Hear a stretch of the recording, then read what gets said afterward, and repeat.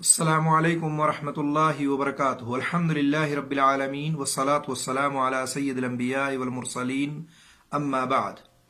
معزز سامعین کرام، صحیح بخاری اور صحیح مسلم کی ایک حدیث ہے جو میں آپ کے سامنے پیش کر رہا ہوں۔ اس حدیث میں 7 چیزوں سے منع کیا گیا ہے۔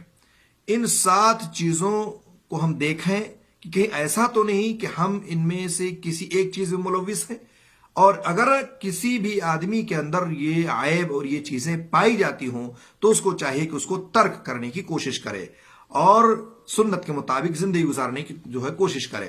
آئیے دیکھتے ہیں حدیث کیا ہے۔ حضرت مغیرہ بن شعبہ رضی اللہ تعالیٰ عنہ راوی ہیں، فرماتے ہیں ان رسول اللہ صلی اللہ علیہ وسلم قال ان اللہ حرم علیکم عقوق الامہات وأذى البنات ومنع الوہات وَكَرِهَ لَكُمْ قِيلَ وَقَالَ وَكَثْرَةَ السُّؤَالِ وَإِضَاعَةَ الْمَالِ۔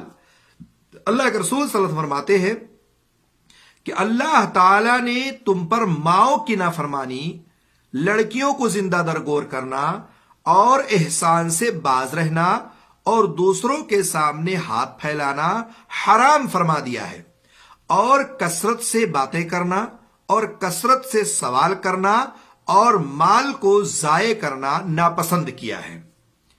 پہلی چیز اللہ کے رسول صلی اللہ علیہ وسلم نے جس بات کی طرف اشارہ کیا ہے، پہلی جو ہے 4 چیزیں جو ہے ان 4 چیزوں کو حرام قرار دیا۔ کہا انسان اپنے ماؤں کی نافرمانی کرے۔ ماؤں کی نافرمانی کا مطلب یہ ہے کہ جب بچہ اپنی والد کو، اپنی والدہ کو اذیت دے، تکلیف دے، اور اس کی یہ نافرمانی یہ ہے کہ اس کے خلاف خروج کرے، بغاوت کرے، اپنے والدین کا کہا نہ مانے، اپنے والد کی، اپنے والدہ کی بات کو نہ مانے، نافرمانی کرتا ہے، یعنی کوئی ایسی بات ماں کہہ دیتی ہے جس کی وجہ سے وہ بغاوت کرتا ہے اور بات کو نہیں مانتا ہے، تو یہ اس کے لیے حرام ہے اور جائز و درست نہیں ہے۔ اسی طرح سے لڑکیوں کو زندہ درگور کرنا، یعنی لڑکیوں کو زندہ درگور کرنا زمانے جاہلیت میں مختلف شکل تھی، اور آج ہمارے ہاں شکلیں مختلف ہیں۔ وہاں زندہ لے جا کر کے زمین میں دفنا دیتے تھے، اور آج لوگ پیٹ میں زندہ مار دیتے ہیں۔ کس ڈر سے؟ کہ ہمارے ساتھ کھائے گا، پیے گا، تعلیم و تربیت کا انتظام نہیں ہو پائے گا، یا اسی طرح سے شادی بیاہ کے ساتھ مسائل ہیں، تو انسان پیدا ہونے سے پہلے اس کو پیٹ میں مار دیتا ہے۔ یہ بہت خطرناک معاملہ ہے، یہ بھی حرام ہے آپ کے لیے۔ اور اسی طرح سے احسان سے باز رہنا، احسان کرنے سے یعنی انسان کسی کے ساتھ اگر احسان کرتا ہے تو اس کو چاہیے کہ وہ احسان نہ جتلائے۔ احسان کرو ضرور، لیکن احسان سے باز رہو۔ احسان کہا اور احسان سے باز رہنا، انسان احسان سے باز رہے۔ اور اسی طرح سے دوسروں کے سامنے ہاتھ پھیلانا، آپ مانگتے پھرے کسی کے سامنے، یا آپ کے پاس ہونے کے باوجود بھی آپ دوسروں کے سامنے ہاتھ پھیلائیں اور مانگیں اور اپنے مال کو بچا کے رکھیں، بخیلی کریں، کنجوسی کریں، یہ اچھی چیز نہیں ہے۔ اللہ کے رسول صلی اللہ علیہ وسلم نے فرمایا کہ یہ اللہ تعالیٰ نے فرمایا کہ یہ حرام چیز ہے، اس لیے آپ ان چیزوں سے اپنے آپ کو بچا کے رکھیں، یہ حرمت کی بات ہے۔ اور اسی طرح سے 5ویں چیز جو بتائی گئی ہے، کثرت سے باتیں کرنا۔ انسان کثرت سے گفتگو کرتا ہے، جائز سی بات ہے، جب زیادہ گفتگو کرے گا تو لغو، بیہودہ باتیں کرے گا، جھوٹ موٹ کی باتیں کرے گا، ہنسی مذاق میں نہ جانے کیسی باتیں کہہ دے گا۔ تو اس طرح سے انسان کم گفتگو کرے اور کثرت سے باتیں نہ کرے۔ اس لیے اللہ کے رسول نے فرمایا تھا کہ فَلْيَقُلْ خَيْرًا أَوْ لِيَصْمُتْ، بات کرے تو اچھی کرے ورنہ خاموش رہے۔ تو انسان کثرت سے باتیں کرنے سے اپنے آپ کو بچا کے رکھو، پرہیز کرے۔ اور اسی طرح سے کثرت سے سوال کرنا، آپ دوسروں کے سامنے کثرت سے سوال کریں۔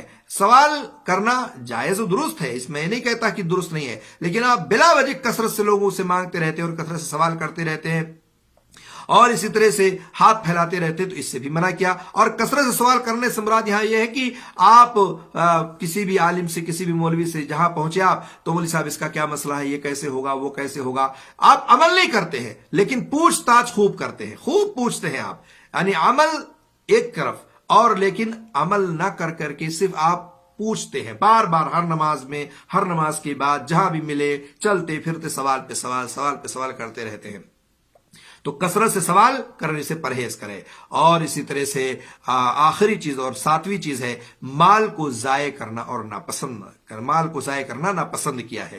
اللہ کے رسول نے فرمایا اللہ تعالیٰ نے یہ پسند نہیں ہے اللہ تعالیٰ کو کہ آپ مال کو ضائع کریں اور برباد کریں۔ مال کو ضائع اور برباد کرنے کے کئی طریقے ہیں۔ آدمی اپنے مال کو حلال طریقے سے کماتا ہے، حلال ذریعے سے کماتا ہے، اس کو بیڑی پی کر کے، سگریٹ پی کر کے، تمباکو کھا کر کے، شراب پی کر کے، سود خوری میں، جوا خوری میں یہ اپنے مال کو ضائع و برباد کر دیتا ہے۔ اس طرح سے حلال مال کو حرام میں ضائع کر دیا، برباد کر دیا۔ وہی مال اگر وہ اپنے بچوں کو کھلاتا ہے، بیوی کو کھلاتا ہے، والدین کو کھلاتا ہے، گھر والوں پہ صرف کرتا ہے، بھائی بہنوں پہ صرف کرتا ہے تو اس کے لیے عبادت ہے۔ لیکن وہی مال اگر وہ غلط طریقے سے غلط جگہوں پہ استعمال کرتا ہے تو اس کے لیے وہ حرام ہے۔ کوئی آدمی اگر یہ کہے آپ سے کہ مال میرا، میں چاہے جیسے استعمال کروں، تو یہ اس کا کہنا غلط ہے۔ مال اللہ کا دیا ہوا ہے، اس کا ہرگز یہ مطلب نہیں ہے کہ آپ جہاں چاہے جیسے چاہے اس کو صرف کریں۔